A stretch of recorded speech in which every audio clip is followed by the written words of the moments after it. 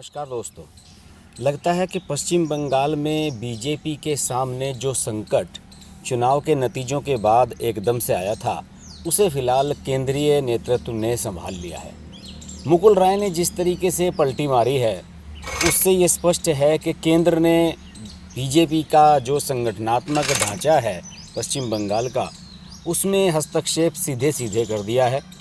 और अब 24 घंटे के भीतर ही मुकुल रॉय ने अपनी नाराज़गी को ये कहते हुए डिनाई कर दिया कि वो बीजेपी के एक सैनिक हैं और लोकतंत्र के लिए वो पश्चिम बंगाल में बीजेपी के साथ मिलकर लड़ाई लड़ते रहेंगे।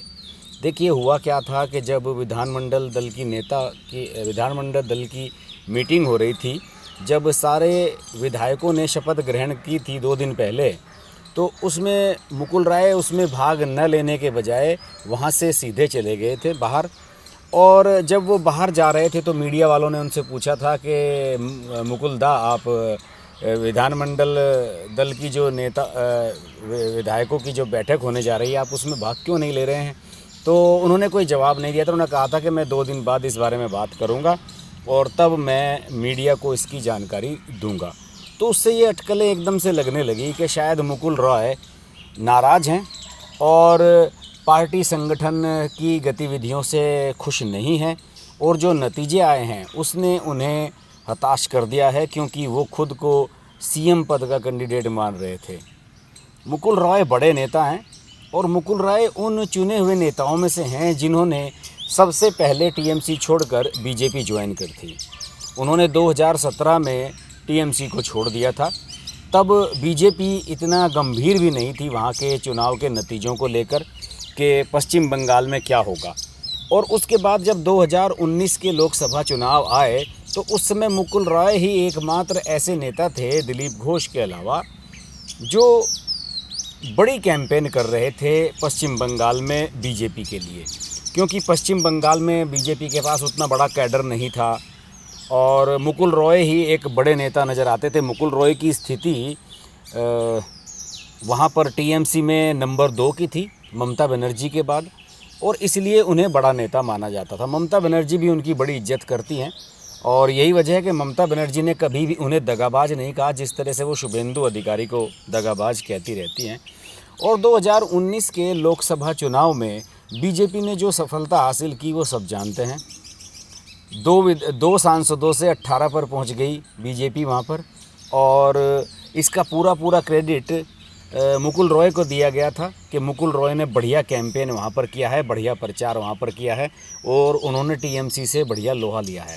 वही वो जीत थी जिसके बाद बीजेपी की आंखें खुली थी कि अब हम यहाँ पर सफलता हासिल कर सकते हैं।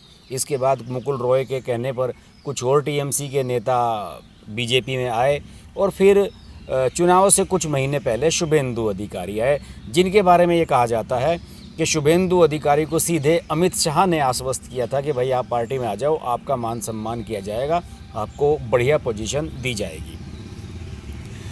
शुभेंदु अधिकारी को जूट आयोग का अध्यक्ष भी बना दिया गया, जिससे कि उन्हें अच्छी सिक्योरिटी मिल जाए, घोड़ा गाड़ी मिल जाए और वहाँ पर ऑफिस मिल जाए और खर्चा पानी उनका चलता रहे।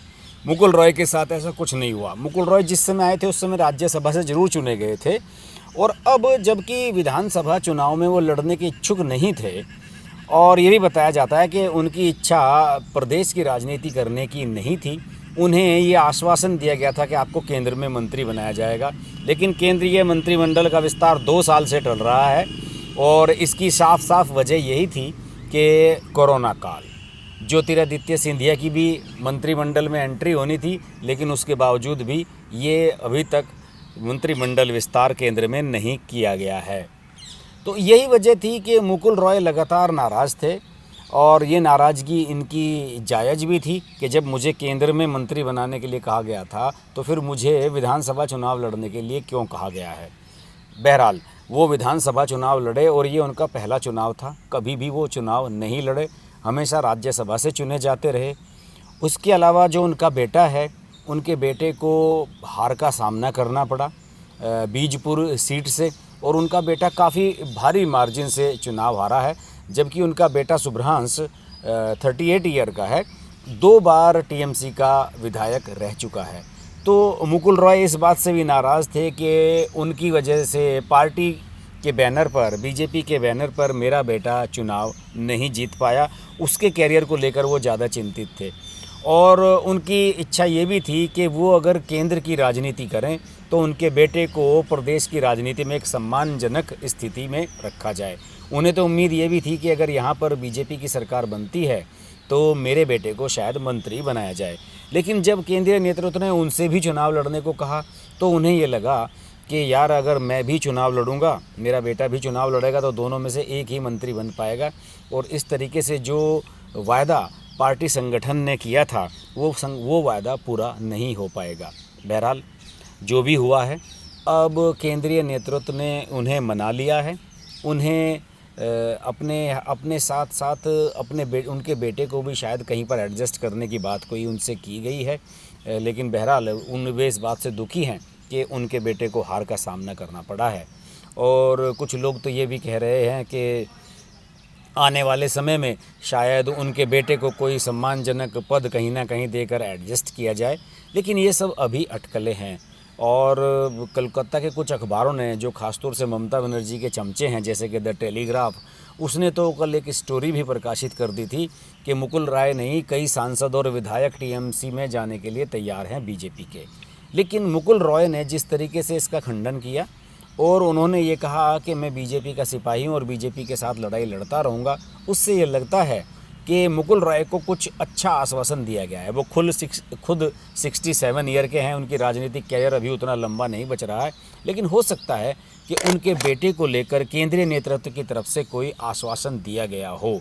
और इसी वजह से उन्होंने कल एक ट्वीट किया और उनके उस ट्वीट को जेपी नड्डा ने रीट्वीट भी किया कि मुकुल रॉय हमारे साथ हैं, और उन्होंने उन सभी अटकलों पर विराम लगा दिया। और अब जब जेपी नड्डा ने उनके ट्वीट को रीट्वीट किया है तो इसका मतलब ये बात स्पष्ट हो गई है कि कुछ ना कुछ गड़बड़ तो कहीं ना कहीं थी।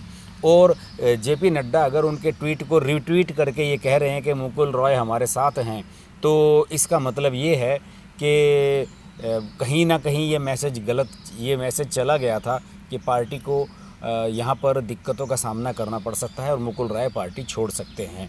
और ये बात साबित करने के लिए जेपी नड्डा ने ट्वीट करके लोगों को आश्वस्त किया।